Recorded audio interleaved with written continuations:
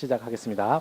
6장 9절에 우리가 저희들이 아까 그 말씀을 봤는데요. 이제 저희들이 그냥 그 노아 홍수 자체는 제가 길게는 안 다루겠고요. 한번 저기 내용이 스토리가 진행되는 부분을 잠깐 교독을 한번 우리가 좀 빨리 한번 읽어 나가 보도록 하겠습니다. 6장 9절부터 22절 부분을 저희들이 한번 보겠습니다. 이 내용의 디테일한 것까지는 제가 다 안 다루겠고요. 한번 6장 9절부터 22절까지 가서 보도록 하겠습니다. 전체 분위기만 좀 느끼는 수준으로 가겠습니다. 한번 그럼 저부터 읽겠습니다. 이것은 노아의 족본이라. 노아는 의인이요 당대의 완전한 자라. 그는 하나님과 동행하였으며 그때의 온 땅이 하나님 앞에 부패하여 포악함이 땅에 가득한지라.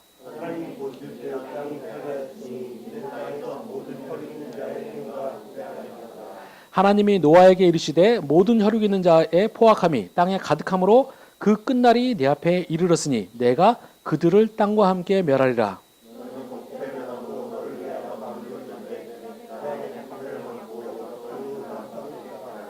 내가 만들 방주는 이러하니 그 길이는 300규빗, 너비는 50규빗, 높이는 30규빗이라.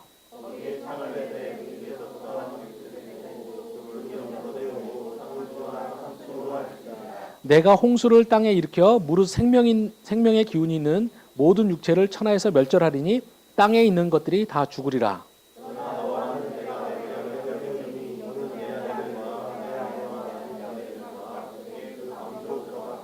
혈육 있는 모든 생물을 너는 각기 암수 한 쌍씩 방주로 이끌어들여 너와 함께 생명을 보존하게 하되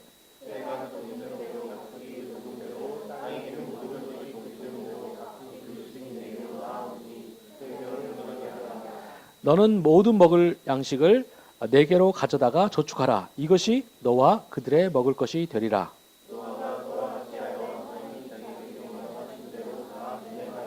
네, 아멘. 예. 이제 바로 그런 식으로 해서 이제 드디어 하나님께서 세상을 이제 멸망하시는 이제 홍수가 내리게 되는 과정이 나오게 됩니다. 뭐 여러분이 읽으신 내용 중에서 보시면 뭐 세상이 부패하였고 뭐 등등등 내용 앞에서 이미 봤던 거 다 반복이 되죠. 그런 식으로 그 내용이 이제 8장까지 이제 쭉 그 홍수가 내리는 내용이 다 나오는데 그 모양을 저희들이 구조를 나누는 걸 보면 바로 여기 화면에 보는 것처럼 이런 식으로 딱 이렇게 갈매기 모양으로 이렇게 딱 구조가 되어 있습니다. 그래서 그 다음 페이지까지 넘어가 가지고 보면 있는데 그래서 처음에 피조개가 강포하고 하나님이 이제 세상을 멸망시키고자 하시고 방주를 이제 들어가라 해서 하고요. 그 다음에 홍수가 내리기 시작하고요. 홍수가 이제 점점 넘치는 거죠. 그러다가 이제 터닝 포인트가 이렇게 이제 8장 1절에서 있고 이 터닝 포인트 이후에 그러니까 터닝 포인트는 하나님께서 노아를 기억하셨다라는 이 말씀으로 되고요. 그 다음에 이제 노아를 기억하시면서 이제 터닝 포인트가 돼서 이제 홍수가 가라앉고 땅이 이제 마르기 시작하고 하나님께서 이제 방주에서 나오라 해서 나오고요. 하나님께서 이제 다시 처음에는 세상을 여기 2번에서는 멸망시키고자 하시는데 이제는 하나님께서 세상을 이제 보존하시고자 하시는 내용이 나오죠. 그렇게 되고 이제 마지막 10번째로 가면 이제 하나님께서 이제 언약을 지키는 것으로 이렇게 마무리가 내용이 됩니다. 그래서 아주 이 노아홍수 이야기가 굉장히 체계적으로 아주 아름다운 모양을 가지고 돼 있습니다. 이제 이거를 하도 많이 나오니까 제가 용어를 잠깐 써드리면 교차대조법이라는 표현을 쓰고요. 영어로는 카이에즘이라는 말을 쓰는데 이 카이에즘은 뭐냐면 그 헬라어의 X자가 카이라고 불러요. 그래서 이제 이 X자 모양이다라고 되는 거죠. 그래서 성경에 가장 많은 이제 그 본문 구조 형태가 바로 이런 식으로 되어 있습니다. 저는 그냥 갈매기 구조라는 말을 더 많이 알아먹기 편하니까 쓰는데 이렇게 많이 나옵니다. 그래서 이제 이 본문의 저자가 상당히 조직적으로 이걸 기록했다라는 걸 볼 수 있고요. 이 구조에서 보시면 이제 항상 그런 건 아니지만 거의 대부분의 핵심이 어디냐면 가운데 부분이 구조에 딱 나와 있는데 그것이 한번 우리말 성경으로 가서 보시면 8장 1절에 한번 가서 보시기 바랍니다. 8장 1절 가서 보시면 이렇게 돼 있죠. 하나님이 노아와 그와 함께 방주에 있는 모든 들짐승과 가축을 기억하사 하나님이 바람을 땅 위에 불게 하심에 물이 줄어들었고라고 돼 있죠. 거기서 하나님께서 쭉 기억하셨다고 돼 있는데 이제 이게 우리말 어순하고 히브리어 어순이 좀 차이가 나서 그런데 히브리어 어순상으로 하면 하나님께서 노아를 기억하사라는 것이 이제 포인트죠. 그래서 우리가 아까 봤던 말씀처럼 노아가 하나님께 은혜를 입었다. 6장 8절에 나오고요. 그 다음에 6장 9절에서 노아는 당대의 완전한 의인이라. 이런 말씀들이 이제 바로 어떤 멸망될 세계에 대한 희망으로 남아있죠. 그리고 실제로 그 희망이 정말 작용하는 거예요. 하나님께서 홍수를 내리시고 온 세상을 다 삼킨 것처럼 온 세상에 다 가득 찼지만 바로 하나님께서 노아를 기억하시는 순간 모든 것이 잦아들기 시작합니다. 그렇게 해서 이렇게 되고요. 그러니까 우리가 의인의 힘이 중요하다는 말씀을 했는데 바로 의인은 하나님에게 기억하게 하는 힘을 갖고 있어요. 그리고 이제 그래서 성경에서는 이제 이 기억하다라는 단어가 굉장히 중요하고요. 이 기억은 곧 구원과 연결이 돼 있습니다. 그 점을 우리가 좀 이제 잠깐 몇 군데 살펴보도록 하겠습니다. 우리가 먼저 이 대표적인 본문 중에 하나가 바로 이 8장 1절이고요. 또 하나가 창세기 19장 29절을 한번 가서 보도록 하겠습니다. 창세기 19장 29절.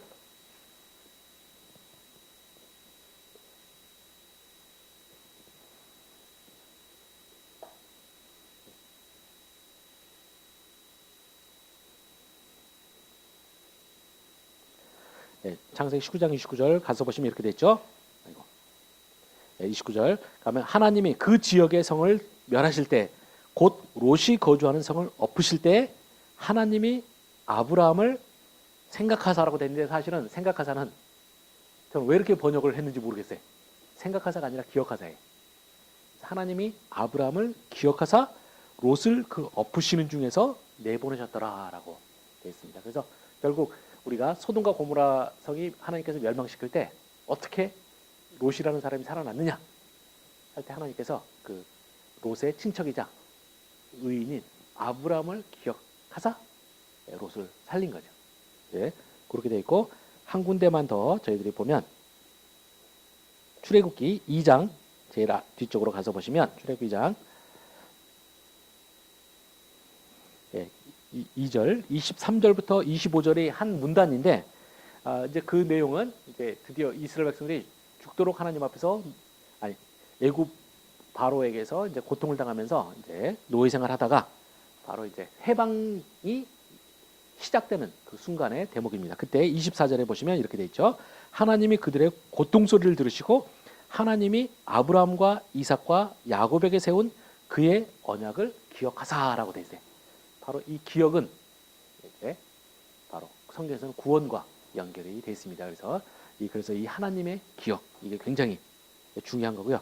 이 기억도 물론 제가 아까 말한 것처럼 신인 동영론적인 표현이겠죠. 하나님이 까먹고 계시다가 그래서 애굽의 바로에게 당신의 백성이 죽도록 고생할 때 아차 하고 나중에 기억나서 실수하고 이렇게 하는 게 아니 그냥 단지 이 기억하자라는 건 이제 하나님의 구원이 시작되는 포인트예요. 바로 노아 홍수에서도 홍수로 세상이 다 멸망하다가 이제 그 터닝 포인트로 되는 거죠. 그것처럼 출애굽기에서도 항상 인생의 터닝 포인트가 바로 이렇게 됩니다. 그래서 여러분이 이제 기도를 하실 때 중요한 거 바로 그러니까 성경적인 용어로 한다면 여러분의 기도가 응답되는 순간은 언제냐? 바로 하나님께서 여러분을 기억하는 순간. 그래서 이제 나중에 혹시 여러분이 성경의 인물이었다 그러면 하나님께서 저자가 할 때 하나님께서 박철현을 기억하사. 이게 기록되는 순간 운명이 달라지는 거죠. 바로 여러분이 기도는 바로 그 상태가 되도록 하는 것이 굉장히 중요합니다. 그 점을 이제 우리가 잘 보시고요. 그 다음에 이제 우리들이 제가 나중에 이 강연을 따로 참석자들에게 제가 따로 우리 어머니가 돌아오시면 제가 드리도록 하고 우리가 이제 이 전체 내용은 이제 그렇게 보시면 되고 여기서 노아 홍수의 신학의 굉장히 중요한 부분을 저희들이 한 가지를 보고자 합니다. 그거는 우리가 아까 봤던 6장 5절 우리가 다시 한번 돌아가서 보죠. 6장 5절에 홍수의 이유에 대해서 하나님께서 이렇게 말을 합니다. 6장 5절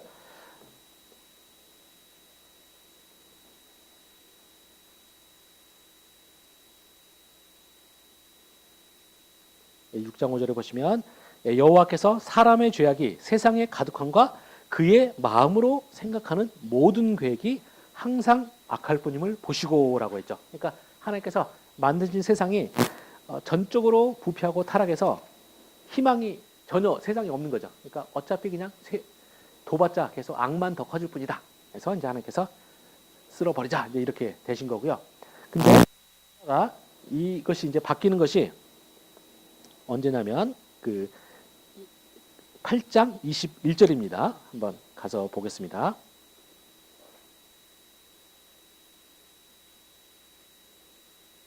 8장 21절 본문에 가서 보시면 이제 노아가 제사를 드렸을 때 하나님께서 이제 그 제사를 받으시는 내용부터 시작됩니다. 이렇게 됩니다. 여호와께서 그 향기를 받으시고 그 중심에 이르시되 내가 다시는 사람으로 말미암아 땅을 저주하지 아니하리니 이는 사람의 마음에 계획하는 바가 어려서부터 악함이라 내가 전에 행한 것과 같이 모든 생물을 다시 멸하지 아니하리니라고 되어 있어요. 그래서 그 중간에 이는 사람의 계획이 사람의 마음이 계획하는 바가 어려서부터 악함이라는 표현이 아까 봤던 6장 5절과 거의 비슷하다는 거죠. 이 점을 잘 포착하실 필요가 있습니다. 성경 원어를 읽으면 더 그 유사성이 더 두드러집니다. 그리고 이제 이 부분을 이제 우리말에서는 별로 이렇게 잘 안 살아요. 근데 히브리어로는 동일한 접속사를 써가지고 이 두 본문이 돼 있어요. 그래서 이 두 본문을 히브리어로 그냥 우리가 맥락이 없이 그냥 보면 당혹스러워요. 하나님께서 이렇게 되는 거죠. 이제 사람의 죄악이 세상에 가득함과 그의 마음으로 생각하는 모든 것이 항상 악할 뿐임을 악하기 때문에 내가 멸망해야겠다라고 돼 있어요. 근데 뒤에 거의 비슷한 히브리어로 어떻게 되느냐? 내가 세상을 멸망하지 아니하리니 그 이유는 사람의 마음이 계획하는 바가 항상 어려서부터 악하기 때문이다 이런 식으로 되어 있는 거죠. 히브리어 원문을 그냥 초급 히브리어 수준의 강독 수준의 이제 기초로 하면 그래서 때문에로 되어 있어요. 근데 한 번은 악하기 때문에 죽이겠다고 하시고 악하기 때문에 살려주겠다고 하시는 거죠. 굉장히 이제 당혹스러운 이 본문인데 이 본문에 이제 요 부분이 이제 제가 볼 때는 성경 히브리어의 이제 묘미인 거고요. 여기서 동일한 히브리어 때문에라는 접속사를 써갖고 이제 이런 식으로 처리가 되는데 그 때문에라는 히브리 접속사는 사실은 이제 맥락에 따라서 우리들이 어쩔 수 없이 외국어로 번역하면 자꾸 바꿔갈 수밖에 없는 거죠. 그럼 바꿔가면 어떻게 되느냐 할 때 저는 처음에는 때문에라고 번역할 수밖에 없지만 두 번째는 똑같은 접속사를 그럼에도 불구하고로 바꿔야 하는 거예요. 그래야지 우리가 결국 외국어로 번역할 때는 결국 이제 의미가 통하게 되는 거죠. 그래서 이걸 가지고 이제 두 개를 묶어서 보면 저는 이제 말할 수 있는 게 뭐냐? 바로 이 노아 홍수가 보여주는 하나님의 구원의 성격에 굉장히 중요한 측면을 우리가 보여준다는 거죠. 그거는 무엇이냐? 바로 때문에의 구원이 아니라 그럼에도 불구하고의 구원이다라는 것입니다. 그럼 이 때문에 구원이 아니라는 말은 뭐냐면 바로 우리가 하나님 앞에 구원을 얻어요. 왜 구원을 얻느냐? 절대 우리가 특별히 남보다 의롭구나 이래서가 아니에요. 그렇기 때문에 구원 얻는 것이 아니라 그냥 나는 다른 사람과 똑같은데도 불구하고 그럼에도 불구하고 구원 얻는 거예요. 그래서 바로 거기에 우리가 이제 유일한 희망이 있는 거고 그래서 성경에서는 하나님의 구원을 항상 말씀하실 때 결국 너희들이 어떤 것으로 구원하는 것이 아니라 나의 은혜 때문에 구원한다라는 성경의 말씀을 계속하는 거죠. 그래서 그럼에도 불구하고의 구원을 하게 되는 것이죠. 그래서 우리가 진짜 하나님 앞에 신앙이 된다는 것은 제가 볼 때는 궁극적으로 이 사실을 깨닫게 되는 순간 그리고 그것이 마음에 사무칠 때 진짜 우리가 하나님의 구원에 대해서 배운다고 생각을 합니다. 이제 뭐 세상에 그런 사람 참 많지만 저 같은 경우도 저는 제가 약간 어렸을 때 좀 완벽주의자였어요. 완벽해서 완벽주의자가 아니라 그냥 하여튼 완벽주의자였어요. 그리고 타고나기를 그냥 인간의 기준으로 하면 착한 성품 타고났던 것 같아요. 살면서 쭉 했는데 교회를 다니면서 그러니까 하나님의 구원에 대해서 진짜를 체험하기가 참 힘들었어요. 왜냐하면 스스로 생각할 때 괜찮은 놈이거든요. 그냥 착하고 뭐 나 정도면 됐어요. 주변의 친구들 불러봐도 그 친구들보다 도덕성도 확실히 높았고 그런 거죠. 제가 아직도 안 잊어먹는 것 중에 하나가 제 친구가 한번 했던 말인데 저는 모태신앙의 가정에서 자랐고 저희 부모님이 신앙교육을 엄격하게 시켰기 때문에 저희 집은 화투나 이런 거를 전혀 못했어요. 그러다가 이제 처음으로 제가 화투를 해본 게 고등학교 때 가서, 예. 그래서 저에게는 신세계였죠. 근데 그렇게 할 때, 그래서 우리 수학여행 갈 때 이제 처음 배워가지고, 이제 제가, 뭐, 조금 쳤었습니다, 한때. 근데 이제 친구들 치면서도, 뭐, 저는, 친구들은 막 옛날에 막 했던 거, 뭐, 도리지구땡 뭐 이런 거 있잖아요. 막 하면 상대방 패를 딱 보고 나면 계산이 딱딱 나오더라고요.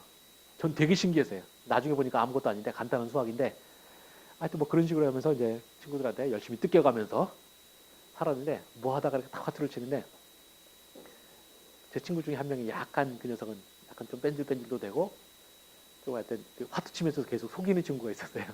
근데 그 친구가 뭐 하다가 갑자기 저한테 잠깐 하더니 너 지금 속였다는 거예요. 뭐 하나 숨겨놨다고 막 그런 거죠. 근데 제가 화투 메커니즘 자체를 이해 못하고 있는데 속이를 어떻게 속이겠어요. 그래서 뭔 소리냐 안 그랬다 이제 막 그러는데 그때 저랑 가장 친했던 친구가 했던 말이 야 저놈이 속일 리가 있냐 하면서 쟤는 속이라고 판 깔아줘도 저는 못 속이는 놈이다 이렇게 말하는 거예요. 근데 제가 그 말이 제 평생에 남는데 굉장히 그 친구한테 저를 믿어줬던 친구에도 감사도 하고 뭐 제가 그 당시는 감사는 하지만 또 제가 그 정도쯤이라고 스스로 생각을 했어요. 근데 이렇게 되다 보니까 어떤 문제가 있느냐? 굳이 하나님이 저한테 필요하지 않아요. 왜냐하면 세상이 구원받으면 저 같은 놈이 받아야지. 누가 받느냐는 거죠. 그렇게 해서 신앙생활 하면서 좀 하는데 뭐 중간에 뭐 은혜가 없었던 건 아닙니다. 뭐 때때로 은혜도 받고 뭐 하지만 여전히 저 마음속에 가장 깊은 곳에까지 그 울림은 잘 없었던 거죠. 그러다가 좀 더 이제 여러 가지 경험, 특히 신학을 시작할 때쯤에 하나님께서 저한테 그런 경험을 좀 주셨는데 그건 제 자신의 속을 내면을 들여다보게 만드신 거죠. 근데 그러면서 하나님께서 제 인격에 미천을 좀 살살 터신 적이 있어요. 나중에 지나가 보니까 이제 그건데 아마 제가 신학을 하려면 그걸 알아야만 됐기 때문이겠죠. 그래서 그렇게 딱 하면서 깨달은 게 뭐냐면 제가 스스로 굉장히 의롭다고 생각하고 의인이라고 생각했지만 사실은 제 속에 모든 사람이 갖고 있는 재성이 있는 거죠. 그리고 그것들이 단지 발현이 안 되고 상황이 안 됐기 때문에 내가 그것이 잠재되어 있을 뿐이지 내 안에 그것이 있었고 또 남들이 안 보는 곳에서나 뭐 그런 데서는 충분히 그냥 적당하게 저지르는 일들이 있었던 거예요. 근데 이것이 하나님께서 사무치게 저를 만들면서 한 신학의 한 첫 10년은 제 신학의 그 첫 10년은 아마 하나님께서 제 인격에 대한 깨달음을 주시는 과정이었다고 생각을 해요. 근데 그 기간 동안에 뭐 제가 돌이켜보면 정말 죽을 듯이 힘든 순간이 참 많았는데 그 순간에 하나님께서 막 다 속에 저 깊은 데까지 다 드러난 거죠. 그러면서 제가 그 10년을 지나면서 하나님한테 고백할 수 없었던 게 뭐냐면 내가 진짜 나쁜 놈이구나라는 거예요. 그러니까 겉으로는 꽤 잘 포장이 돼서 모든 사람, 거의 많은 사람, 저를 만나는 사람들 99%는 저를 착하다고 생각할 텐데 제 속을 하나님께서 10년 동안 저를 파헤치는 것 속에서 제가 절대 제가 착하다는 생각을 못하겠어요. 그러면서 제가 그게 뼈저리게 느껴지고 나서 그 다음에 하는 게 뭐냐? 결국 내가 어떻게 구원 얻겠느냐는 절대 저의 의 때문에 구원 얻을 수가 없어요. 그때 결국 제가 희망을 하는 건 뭐밖에 없느냐? 바로 그럼에도 불구하고의 구원인 거죠. 내가 결국 내 속의 깊은 곳을 들여다봤을 때 이런 사람임에도 불구하고 하나님께서 나를 구원을 그러니까 나에게 심판을 제거하시고 구원을 주시고자 하실 때 제가 희망이 있는 거죠. 그 똑같은 일이 노아 홍수 때 또 벌어진 거죠. 온 세상이 멸망하고 그 세상이 그대로 다 멸망시켜서도 아무 문제가 없으셨는데 그분께서 그냥 그 멸망의 직전에 하나님께서 취소하시고 내가 인간이 이렇게 항상 어려서부터 생각하는 모든 바가 악할 뿐임을 아심에도 불구하고 그럼에도 불구하고 구원을 주셨다는 거죠. 이제 그 점이 바로 노아홍수 신학의 제일 중요한 거고요. 그것은 거기서만 끝나는 것이 아니라 아까도 우리가 잠깐 봤던 구약 성경에서 가장 심각한 죄악 사건 중에 하나가 바로 황금송아지 사건인데 여러분이 나중에 기회가 되면 이제 우리가 황금송아지 사건이 왜 그렇게 성경에서 가장 중요한 모델이냐는 건 나중에 보실 기회가 있었으면 합니다. 굉장히 깊은 신학이 다뤄지는 건데 그 본문에서도 보시면 결국 이스라엘 백성은 똑같은 패턴으로 구원을 얻어요. 우리가 아까 저희가 잠깐 봤던 그 본문에 보시면 출애굽기 32장 9절에 가서 보시면 황금 송아지 사건을 지었을 때 하나님께서 이렇게 말씀하십니다. 내가 이 백성을 보니 목이 곧은 백성이다. 내가 그들을 진멸하겠다. 이렇게 하나님께서 말씀하셨어요. 히브리어로는 여기서 때문에가 나옵니다. 그들이 목이 곧은 백성이기 때문에 내가 그들을 완전히 멸절하겠다. 이렇게 하세요. 근데 하나님께서 이제 이 백성을 다 용서하시기로 작정하신 다음에 모세가 하는 기도, 성경 전체를 통해서 저는 가장 그러니까 위대한 기도 중에 하나라고 생각합니다. 저는 구약에서는 단연코 넘버 원이라고 생각하는데 그때 모세가 하나님 아버지 이 백성 이제는 완전하게 놓아주시옵소서, 심판에서 놓아주시옵소서 하면서 기도를 하는데 이런 말합니다. 이는 여기 이게 때문이라는 겁니다. 히브리어로는 목이 곧은 백성입니다. 그러니까 이들이 목이 곧은 백성이기 때문에 우리의 악과 죄를 사하시고 우리로 주의 기업을 삼으소서라고 하는 거예요. 그러니까 이게 얼마나 정말 충격적이 돼. 이 백성이 죄인이기 때문에 당신이 이 백성을 당신의 백성 삼으소서라는 거예요. 여기서 이 때문에도 우리가 억지로 우리가 번역해서 이걸 때문에로 하기 참 힘들죠. 그러니까 굳이 하면 동일한 히브리어지만 바꿀 수밖에 없어요. 이 백성이 목이 곧은 백성임에도 불구하고 당신께서 이 백성을 주의 백성으로 여기소서라고 하는 거예요. 그래서 저는 성경에서 가장 위대한 기도라고 생각하는데 바로 여기에서도 역시 이스라엘 백성들은 목이 곧은 백성이라는 사실 때문에 멸망당할 뻔했고 또 그럼에도 불구하고 하나님의 구원을 허락받은 거죠. 바로 그러므로 해서 성경 전체는 항상 그럼에도 불구하고의 신학이 담겨 있는 거고요. 결국 예수님의 사역도 그거죠. 우리가 예수님이 오시기 전과 그다음에 예수님께서 그 십자가에 달리실 때 우리들이 확 달라져 갖고 예수님께서 하나님께서 구원을 해주기로 작정하신 게 아니죠. 그냥 이 사람은 계속 악할 뿐인데 하나님께서 그 백성을 이제 그들을 위해서 죽기로 그럼에도 그러니까 그들의 죄인임에도 불구하고 죽기로 작정하셨기 때문에 세상이 살아났다는 걸 여러분들이 기억을 하시면 좋겠습니다. 이제 그렇게 되고 이제 그 다음에 그렇게 해서 이제 세상이 이제 회복이 된 거고요. 그러고 나서는 이제 여러분이 한번 그 9장 1절 부분에 가서 보도록 하겠습니다. 이제 하나님께서 세상을 그래서 이제 회복시키신 다음에 가면 9장 1절에 보시면 이렇게 되어 있죠. 하나님이 노아와 그 아들들에게 복을 주시며 그들에게 이르시되 생육하고 번성하여 땅에 충만하라 라고 해요. 이 말씀은 굉장히 익숙한 말이죠. 생육하고 번성하여 땅에 충만하라. 그러니까 세상이 완전히 멸망할 뻔했다가 다시 한번 재창조된 거나 마찬가지. 하나님께서 다시 한번 창조의 명령을 주시면서 이제 시작이 됩니다. 예, 그렇게 돼서 이제 스토리가 다시 이제 흘러가게 되는 내용이고요. 이제 여기 이제 한 가지만 제가 더 이제 한 가지 흥미로운 부분을 하면 여러분이 노아홍수 이야기를 들으실 때 많이 소위 길가메시 서사시라는 걸 많이 들어보셨을 거예요.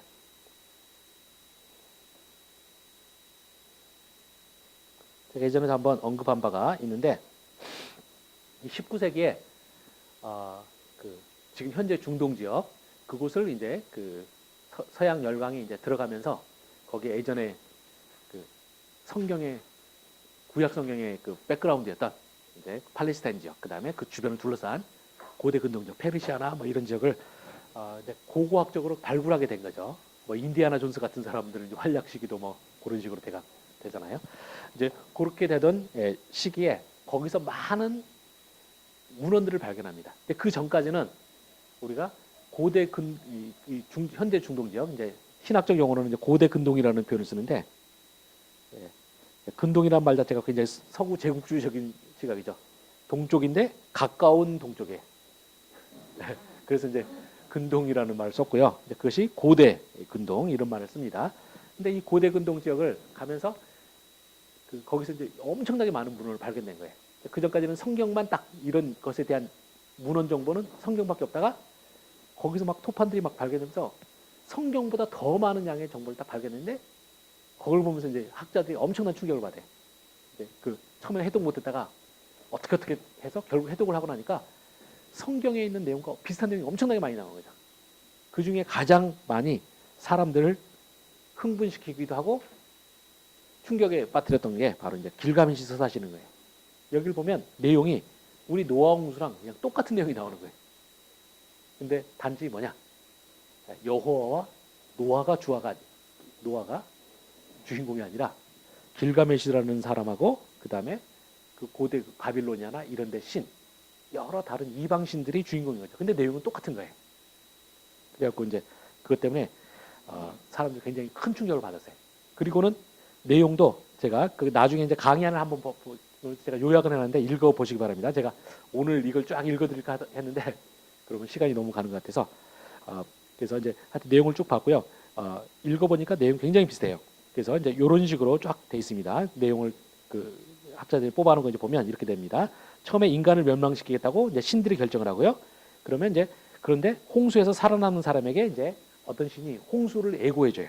그래서 방주를 짓는 내용이 나오고, 그래서 그 주인공이 순종을 하고 방주로 들어가라는 명령 나오고, 방주 들어가서 문 닫고 홍수 묘사 나오고, 그다음에 대부분의 생명이 다 죽고, 그다음에 배가 그치고, 그다음에 산 위에 배가 이제 도착을 하죠. 그리고는 주인공이 창문을 열고 새를 보내서 상황을 살펴보는 내용. 그다음에 이제 그 마지막으로 이제 확실하게 물이 다 없어진 것을 알고 이제 나오게 되고, 그다음에 제사를 드리는 거, 신들에게 제사를 드리고 신들이 제사 냄새를 맡고 주인공을 축복하는 내용이에요. 성경이랑 거의 똑같은 거죠. 이제 이러다 보니까 어떻게 되느냐? 결국 누가 누구를 표절했느냐? 표절 문제가 나오게 됐어요. 그래서 이제 그 표절이 19세기에 유명한 논쟁입니다. 비벨 대 바벨 논쟁이라는. 그러니까 이게 원래는 이제 독일어로 해가지고 비벨 대 바벨이에요. 그러면 여러분이 I자랑 A자만 틀리고 나머지가 스펠링이 똑같죠. 그래서 성경이 먼저냐 아니면 고대 근동의 다른 문화가 먼저냐라는 거예요. 그래서 쭉 연구를 해봤는데 결론적으로 학자들 결론적이 뭐냐? 노아홍수보다 그들의 문헌이 더 앞선다는 거죠. 그리고 누가 더 강대국이었습니까? 바벨로니아가 훨씬 강대국이죠. 그럼 누가 누구를 뵙겠는지는 거의 뻔한 게 되는 거죠. 이러다 보니까 이제 논쟁이 벌어진 거예요. 그래서 막 하면서 이제 결국 이제 막 많은 학자들이 성경은 결국 우리들이 알기에는 하나님의 계시를 받아서 뭐 쓰였고 그것이 유일한 역사다 생각을 했는데 아니다. 바벨로니아 신화를 성경에 베꼈다 이런 식으로 나온 거죠. 그러면서 그것이 19세기에서 논쟁이 벌어졌고 20세기를 지나서 지금까지 이제 계속 논쟁은 벌어지고 있어요. 근데 이제 결국 이제 여기서는 이제 신앙을 가진 사람과 안 가진 사람들의 충돌이 이제 거의 보수 신학자와 이제 자유주의 신학자 이런 충돌이 벌어지는데 이제 한 가지는 뭐냐? 19세기에는 이런 것을 존재하는지도 몰랐다가 처음 발견했을 때는 그 논리의 논쟁의 추가 저쪽으로 확 쏠리는 거죠. 보니까 똑같네 그거예요. 여러분이 딱 보셨듯이 똑같잖아요. 그래서 이제 성경이 베꼈다 이제 이런 식으로 나갔어요. 근데 그러다가 더 자세하게 꼼꼼하게 살펴보면서 이제 보니까 무엇이냐? 이 두 이야기가 굉장히 비슷하지만 신학적이거나 사상적이거나 뭐 여러 가지 디테일을 보면 또 의외로 많은 차이점도 존재한다라는 사실을 이제 우리가 깨닫게 됩니다. 그러면 큰 틀에서 몇 가지가 있는데 이런 것으로 볼 수가 있습니다. 제일 첫 번째는 그 성경에 나오는 노아 홍수는 철저하게 유일신 신앙으로 되어 있어요. 여호와 한 분이 세상을 창조하시고 그분이 이제 판단을 하시고 그다음에 세상을 멸망시키려고 하신 거죠. 그래서 사람을 심판하시는 이도 하나님, 그다음에 멸망시키는 이도 하나님이에요. 근데 이 길가메시 서사시는 다신교예요. 그래서 멸망시키기로 작정한 신이 따로 존재하고 그다음에 구원을 하고자 하는 신이 따로 존재하고 이런 식으로 다 서로 차이가 나는 거죠. 그래서 이제 그런 것들이 있습니다. 그래서 이 제가 스토리를 그 나중에 읽어보시면 되는데 이제 스토리를 잠깐 이야기하자면 원래 이제 홍수가 내리게 되는 과정 자체가 두 이야기가 상당히 많이 틀려요. 왜냐하면 성경에서는 분명히 하나님께서 세상을 선하게 창조하셨다고 분명히 나오고요. 그렇게 됐는데 세상이 타락해서 아담과 하와 이후에 타락해서 더 이상 그 세상의 죄악을 그냥 둬서는 안 되겠다라고 하시니까 하나님께서 윤리적인 판단을 하셔서 벌하시는 거죠. 그래서 성경은 철저하게 이제 윤리적 관점에서 이것이 다 다뤄져요. 근데 이쪽에서는 어떻게 되냐? 사람이 창조된 것부터가 이미 좀 불순해요. 그럼 사람이 어떻게 창조하게 되냐면 사실은 이제 이 신들에게도 다신교 속에서 신들에게도 계급이 있는 거예요. 그래서 최고 신들이 있고 노가다 신이 있어요. 그래서 최고 신들이 노가다 신들에게 맨날 힘든 일만 시키고 막 하니까 노가다 신들이 너무 힘들어갖고 못 참겠다 해서 쿠데타를 일으켜요. 그래갖고 이 노가다 신들이 전부 최고 신의 집을 다 둘러싸버리고 이제 죽이겠다고 난리 피우는 거죠. 네, 최고 신 나와라 하면서 막 이제 하니까 그 이제 본문 안에 보면 길가메시 서사시 안에 보면 이제 최고 신이 막 이제 후회하라는 거죠. 우리 요즘에 세월호에 그 나오는 관련자들 뭐 하는 사람들 우는 거죠. 이제 내가 잘못했구나. 그러면서 내가 왜 이랬을까 그러면서 막 반성을 해요. 그러면서 이제 제발 살려달라고 이제 하고요. 그렇게 되고 타협을 이제 봐요. 그러면 노가다 신들에게 일을 안 시키고 대신 노가다를 대신해줄 존재들을 만들겠다. 그것이 바로 인간이에요. 그래서 신들 사이에 폭동을 해결하기 위해서 이제 되는 거고요. 그 처리 과정도 보면 요즘의 노동력이랑 너무너무 비슷한데 그렇게 돼서 그러니까 노동력을 대신한 존재를 만들어 주는 대신에 어떻게 되느냐? 쿠데타를 일으킨 사람은 도성한대요. 그래서 이 하등신들, 노동을 담당했던 이 하등신들 중에 쿠데타 주동자들은 다 죽여요. 네. 딱 요즘에 우리나라 사회에서 딱 벌어진 거랑 너무너무 비슷하죠. 그래서 제가 이 신화를 보면서 세상은 고대나 지금이나 몇천 동안 안 변했구나라는 사실을 제가 깨달았어요. 그렇게 하고 신들을 만들었는데 아니 인간을 만들었는데 이제 문제는 뭐냐? 이 인간들이 성경처럼 생육하고 번성에 이게 또 있어요. 왜냐하면 일시켜야 되니까 많이 늘어날 필요가 있었죠. 그래서 이제 많다 보니까 무슨 일이 벌어지냐면 생육하고 번성이 많이 늘어나는데 엄청 시끄러운 거예요. 그래서 끝도 없이 시끄럽고 하도 많이 늘어나서 땅이 무게를 감당하기 힘들어요. 그래서 땅이 점점 가라앉는 거죠. 이러다 보니까 그냥 둬도 세상이 멸망할 판이에요. 인간들의 무게 때문에. 일단 무거운 거는 무거운 거지만 하여튼 엄청 시끄러워서 신들이 잠을 못 자요. 그래서 한밤중에도 잠을 못 자서 인간의 그 소란 때문에 해서 하다 보니까 어떻게 됐냐. 신들이 내린 결론이 뭐냐. 죽이자. 이거죠. 그래서 처음에 자기네들이 노동력이 필요해서 만들었다가 귀찮으니까 이제 죽이자. 이렇게 된 겁니다. 그래서 다 죽이기로 했는데 그때 이 인간을 만드는 역할을 담당했던 에아란 여신 신이 있는데 그 신이 그 사람을 살려준 거죠. 그래서 그때 운나피슈템이라는 이제 성경의 노아에 해당하는 사람에게 이제 몰래 비밀스럽게 이제 말을 해줘갖고 이제 그 방주를 만들고 해서 살아나게 됩니다. 그래서 여러분이 읽어보시면 성경은 이제 유일신신앙과 다신교. 그래서 성경에서는 모든 것이 하나님의 계획 속에서 모든 것이 다 이루어지고요. 다신교에서는 계획이 아니라 그냥 계속 갈팡질팡하면서 이제 모든 스토리가 진행이 된다라는 거고요. 그 다음에 또 이 성경은 철저하게 윤리적인 개념을 갖고 있는 반면에 여기서는 윤리고 뭐가 없어요. 그냥 그러니까 자신들의 그러니까 신들의 그냥 유익을 위해서 모든 일이 벌어지고 살리고 죽이고 이제 하는 거고요. 그 다음에 두 번째는 뭐냐면 두 번째 굉장히 크다는 차이는 신들의 무능함이에요. 그러니까 성경에서는 아까 노아 홍수에서 제가 그 구조를 보여드렸잖아요. 여기서 이 교차대조법 구조가 아름답게 있는 거 자체가 중요한 게 뭐냐면 하나님께서 상황을 완전히 통제하고 계신 거죠. 처음에 홍수를 내리시는 것부터 노아를 기억하신 다음에 이제 내가 이 모든 걸 회복시키자 하는 이 모든 과정이 자연스럽게 하나님의 통제 속에서 이루어지는 반면에 이방 신화에서는 어떻게 되느냐? 바로 이 모든 것이 그렇게 되지 않는 거예요. 그래서 신들이 전혀 홍수에 대한 통제 능력이 없어요. 그래서 처음에 자기네들이 홍수를 일으켜 갖고 했습니다. 근데 홍수가 나서 홍수가 너무 세니까 어떻게 되느냐? 자기네들이 공포에 빠져요. 그래서 실제로 길가메시 서사시 본문 안에 나와 있는 문구가 뭐냐면 신들은 홍수에 두려워 떨었으며 하라고 합니다. 마치 이런 식이죠. 제가 예전에 중학교 때인지 초등학교 때인지 한번 우리 동네 다 불태워볼 뻔한 적이 있습니다. 신문에 날 뻔한 적이 있었는데 그때 됐으면 한번 신문에 나고 제 평생에 신문에 별로 나올 것 같지 않은 사람인데 제가 근데 하여튼 그렇게 됐어요. 근데 이게 뭐냐면 소방수 놀이 한다고 그 당시는 이렇게 우리나라에 서울에 공터가 많았잖아요. 공터 때 불 한 곳에 살짝 지르고 불이 딱 피우면 애들이 달려들어서 다 쫙 끄는 거예요. 그리고는 또 옆에 가서 또 불 지르고 끄고 이러다가 한 번은 우리가 굉장히 효율적으로 잘 하니까 점점 간대기가 커지는 거죠.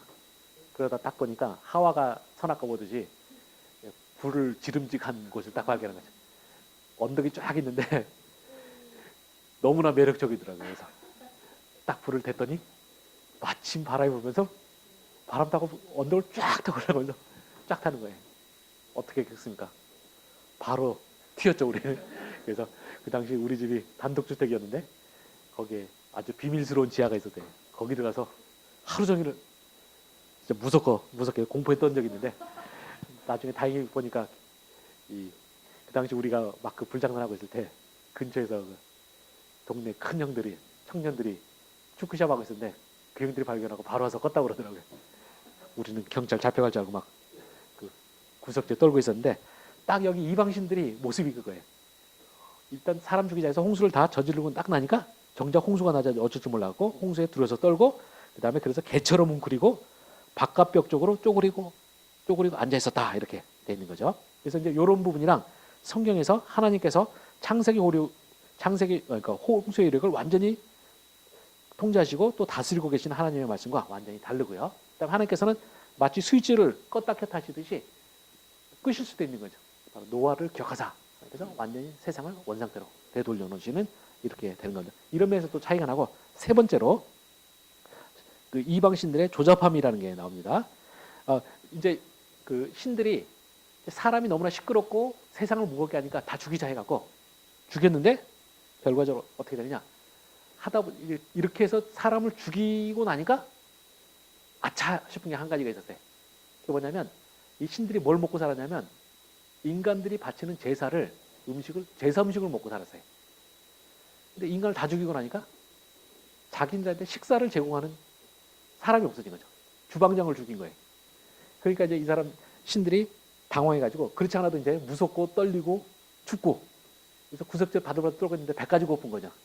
그래서 굉장히 고통을 당하다가 이제 그 살아남은 그 사람이 이제 운나피슈템이 이제 살아남아서 이제 신들에게 제사를 드리니까 본문 안에 이렇게 나옵니다. 신들이 달콤한 냄새를 맡았다. 여기 달콤한 냄새란 말은 우리 향기로운 냄새라는 성경 말씀이랑 그냥 비슷한 표현이고요. 그다음에 달콤한 냄새를 맡았다. 여호와께서 그 향기를 흠양하시고, 그 성경에서 이제 그 성경과 굉장히 비슷하죠. 근데 어떻게 되느냐? 차이가 나는 부분이 신들이 재물주의로 파리떼처럼 몰려들었다라고. 그래서 마치 배고픈 개처럼 돌다가 파리처럼 달려들었다라고 되어 있습니다. 바로 이런 식으로 해서 굉장히 커다란 차이가 있어요.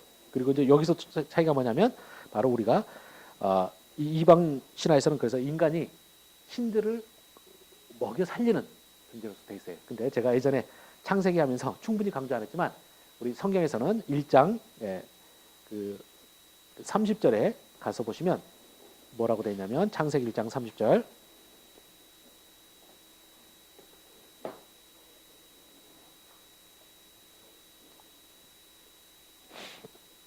이렇게 되어 있죠. 또 땅의 모든 짐승과 하늘의 모든 새와 생명이 있어 땅에 기는 모든 것에게는 내가 모든 푸른 풀을 먹을 권리로 주노라 하시니 그대로 되니라라고 되어 있죠. 그래서 하나님께서 바로 음식 공급자로서 되어 있습니다. 그래서 이런 차이들이 있어요. 그래서 학자들이 처음에 이제 19세기에는 당황했다가 천천히 보면서 이제 뭘 깨달았느냐? 바로 성경의 종교와 이방 종교는 이제 건널 수 없는 강이다라는 걸 이제 깨달은 거죠. 그래서 이제 우리 보수 신앙 안에서는 이제 어떻게 이걸 해결하느냐? 우리는 바로 하나님께서 고대 시대부터 가진 계시가 분명히 존재했을 것이고요. 그 계시 속에서 성경은 정통 계시를 보존하고 있는 거고, 이방 신화는 어떤 그것이 이제 변질되고 왜곡된 것들이 이제 그렇게 돼 있다. 이렇게 저희들은 이야기를 합니다. 그리고 이제 그 이야기 나왔으니까 한 가지만 더 참고로 드리면 성경에서도 보면 제사가 음식이라는 표현이 자꾸 나와요. 그럼 성경이나 거기나 똑같지 않느냐 생각하실 수 있는데 그 부분은 제가 이제 레위기를 원래 책을 쓰려다가 제가 요즘에 좀 기다리고 있는 중이잖아요.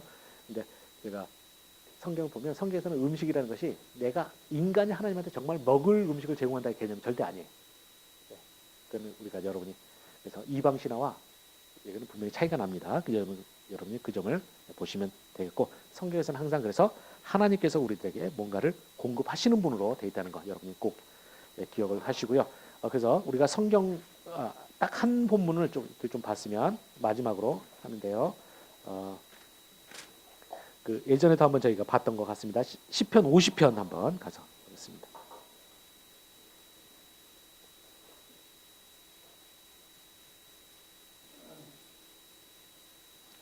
이제 시편 50편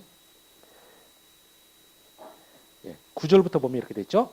제가 빨리 읽겠습니다. 내가 내 집에서 수소나 내 우리에서 순념사를 가져가지 아니하리니 이는 삼림의 짐승들과 무산의 가축이 다 내 것이며 산의 모든 새들도 내가 하는 것이며 들의 짐승도 내 것임이라. 내가 가령 주려도 내게 이르지 아니할 것은 세계와 거기에 충만한 것이 내 것이미로다. 이렇게 돼 있죠. 그러면서 내가 숫소의 고기를 먹으며 염소의 피를 마시겠느냐 이렇게 하나님께서 말씀하십니다. 그래서 성경적인 사상은 분명히 누가 누구의 공급자를 할 때 하나님께서 사람들에게 주시는 공급자지 절대 사람이 하나님의 공급자가 아니다라는 일관된 사상을 갖고 있죠. 그래서 이 차이를 여러분이 잘 인식하시면서 보셨으면 좋겠고요. 그래서 여러분들이 제대로 된 신앙은 무엇이냐? 바로 이 점을 정확하게 인식하시는 거죠. 그래서 우리가 믿을가 그리고 또 우리가 이방 신화와 비교를 할 때 우리는 믿을 만한 신을 믿고 계시다라는 사실을 잘 기억하시면 좋겠습니다. 여기까지 하고 오늘 마무리 짓겠습니다. 수고하셨습니다.